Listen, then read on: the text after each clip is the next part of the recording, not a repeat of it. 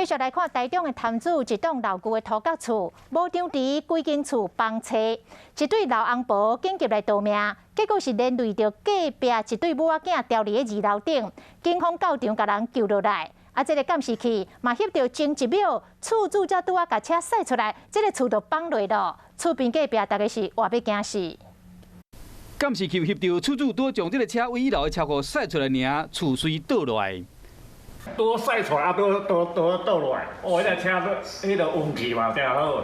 厝倒来声有够大声，厝边拢惊甲精神，出门来看，一个看到这间厝头前的一半拢已经放弃啊。当时厝内有一对老翁某，发现讲那会落石头，就赶紧走出来。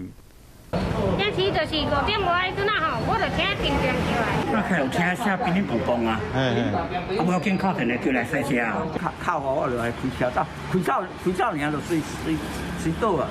厝一个倒落来，砖仔角搁弄破厝边的壁，1楼的出入口嘛塌掉咧。住伫2楼这个老母甲一个读国小6年的查某囝，无都位1楼出来，警消人员去甲解救。